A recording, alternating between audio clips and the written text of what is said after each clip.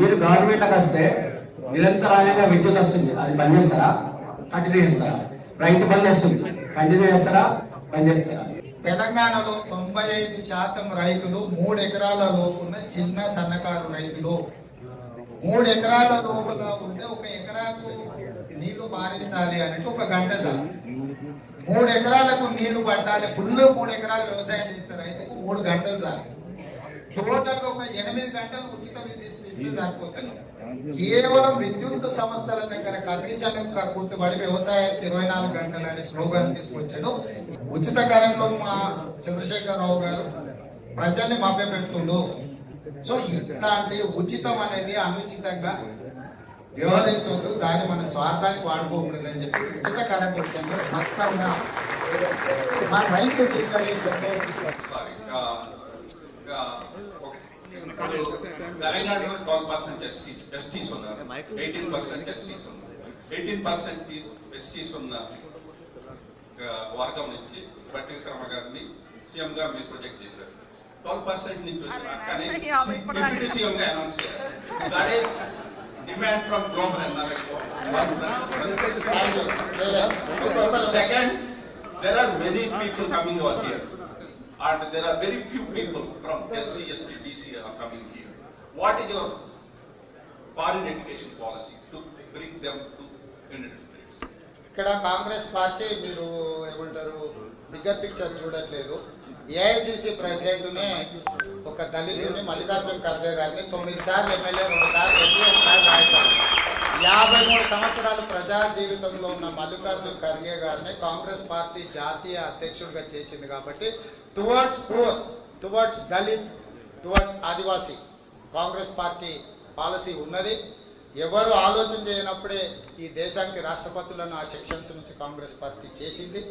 భవిష్యత్తులో కూడా డెఫినెట్గా విస్తృత స్థాయిలో అవకాశాలు ఉంటాయి. ఫలానా పర్టికులర్ పోస్ట్ అనేది కాంగ్రెస్ పార్టీలో మనం ఎవరిని ఏది ప్రీ ఎలక్షన్ డిసైడ్ చేయదు. కాంగ్రెస్ పార్టీ పాలసీ అది.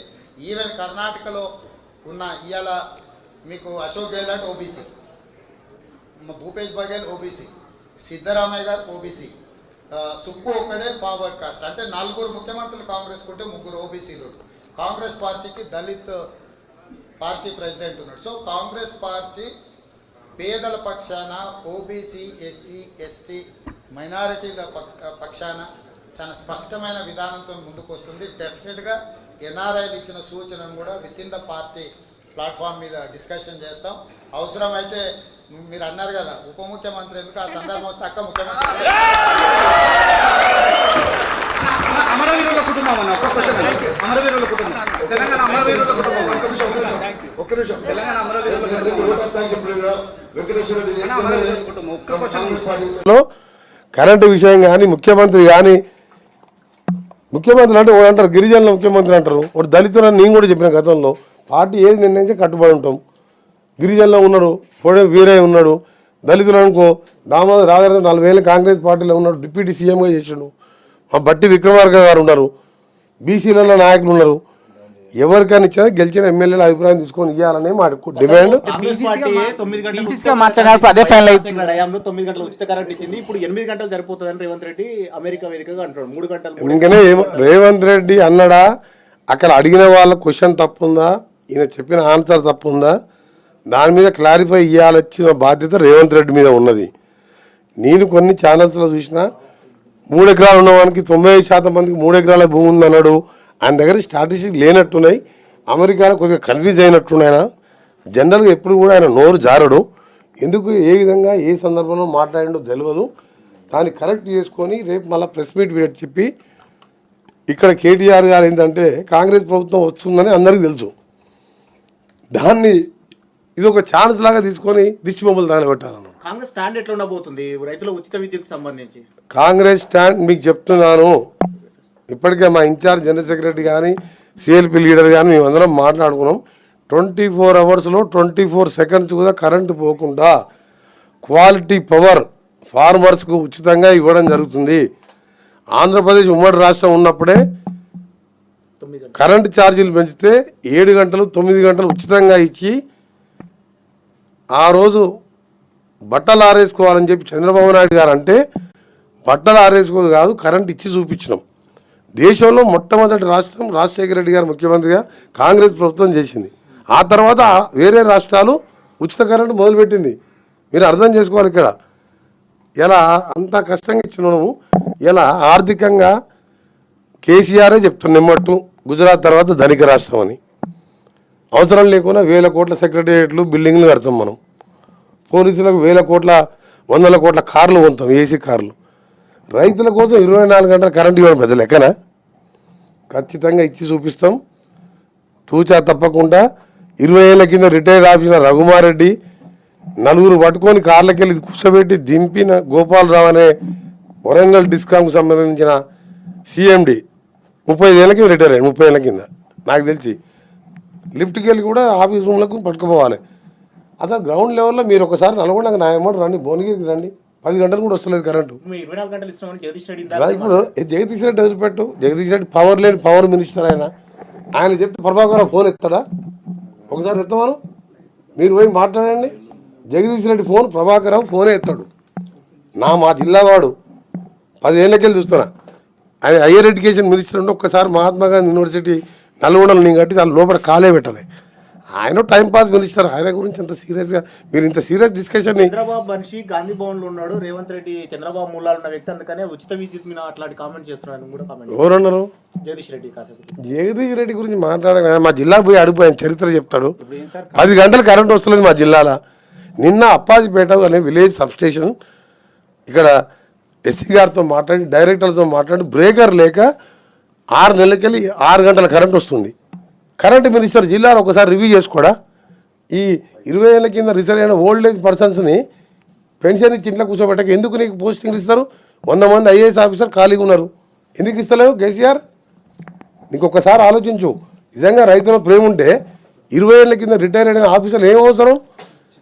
ప్రభాకర్ రావు ఆరోగ్యం బాగాలేదు, నీకు దండం పెడతా నన్ను రిలీజ్ చేయమంటే 11 గంటలకు వచ్చి గంట సేపు ఆఫీస్లో కూర్చొని హాస్పిటల్ పోతాడు. రఘుమారెడ్డి, గోపాలరావు అంటే 80 ఏళ్ళు. ఏం జపాన్ అనుకుంటున్నా?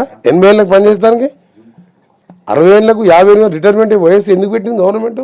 ఈ రోజు మీ పీసీ చేసిన కామెంట్స్ పైన టీఆర్ఎస్ బీఆర్ఎస్ శ్రేణులంతా కూడా ఆందోళన చేస్తున్నారు. టీఆర్ఎస్ బీఆర్ఎస్ ఒకటే.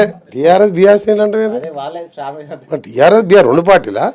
వాళ్ళు చేస్తున్నటువంటి ఆందోళనపై టీఆర్ఎస్ బీఆర్ఎస్ 2 పార్టీలు అనుకుంటే మీరు ఇన్ని రోజులు పవర్ ఇవ్వట్లేదు, 10 గంటలు కూడా ఇవ్వట్లేరు అంటున్నారు. దానికి సంబంధించి ఎందుకు నమ్మను? నాయమ్మడి ప్రభాకర్ రావు నమ్మను, రఘుమారెడ్డి ఇద్దరు కూడా 80 ఏళ్ళ వయసులో ఉన్నారు. వస్తారంటే నడుచుకుంటూ పోదాం, కార్లో పోదాం, అప్పాజిపేట పోదాం, కనగల్ పోదాం, భువనగిరి పోదాం, వరంగల్ పోదాం, ఆదిలాబాద్ పోదాం. 10 గంటల కంటే ఎక్కువ 3 ఫేజ్ వస్తుందా లేదా? నువ్వు వస్తలేదని చెప్తున్నా. నేను ఒకటే చెప్తున్నా, నేను చెప్పిన ఊళ్ళల్లో 6 నెలలకి వెళ్ళి వాళ్ళ పార్టీ రైతులు ఉంటారు. 8-10 గంటల కంటే ఎక్కువ 3 ఫేజు. ఆ 10 గంటల్లో 6-7 సార్లు కట్ అవుతుంది. దీనికి కేటీఆర్ గారు నాతో స్వయంగా ఎలక్ట్రానిక్ ప్రింట్ మీడియా తీసుకొని రమ్మంటున్నా. ఎలక్ట్రానిక్ సిపిడిసిఎల్ సిఎండి గారిని తీసుకొని రండి. ఆ ఊర్లో మీ పార్టీకి సంబంధించిన సర్పంచులు రైతులను అడుగుదాం, అన్ని పార్టీ రైతులను అడుగుదాం. 10 గంటలు వస్తుందా లేదా నేను ప్రూవ్ చేస్తా. వస్తలేదని చెప్పి 1000 మంది రైతులు చెప్తున్నాడు. వాళ్ళు 10 గంటలు కూడా ఇస్తలేరు. మా పీసీ ప్రెసిడెంట్ 3 గంటలు ఎందుకు అన్నాడో, అమెరికా అంటే 1000 మైళ్ళ దూరంలో ఉంది. ఆయన నాకు ఫోన్లో కలవాడు, కలిసినాడు, తప్పకుండా తెలుసుకుంటా.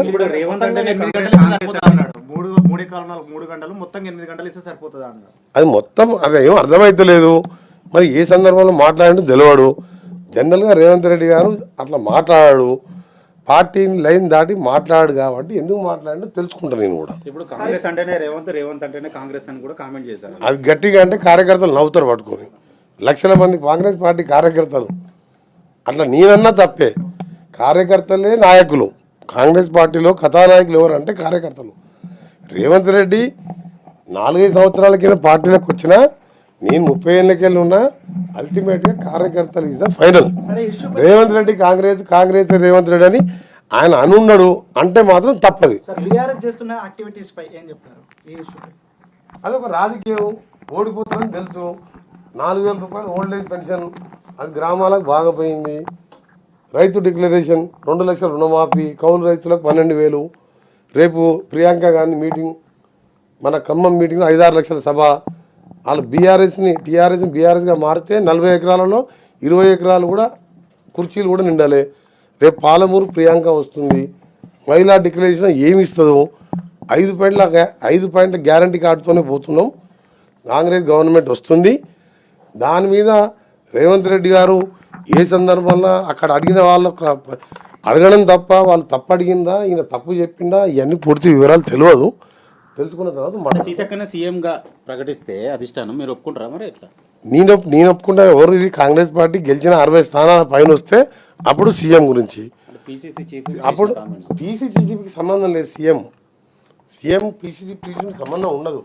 గెలిచిన ఎమ్మెల్యేలని 1 by 1 ఓటింగ్ ద్వారా వీడియో రికార్డింగ్ చేసుకొని ఎవరైతే మంచిగా ఉంటుందో ఖర్గే గారు, రాహుల్, సోనియా, ప్రియాంక, ఇంకా ముఖ్య నాయకులు దళితుడా, గిరిజనుడా, ఓబీసీనా, అదర్ క్యాస్ట్లకు ఇవ్వాలని వాళ్ళు నిర్ణయిస్తారు.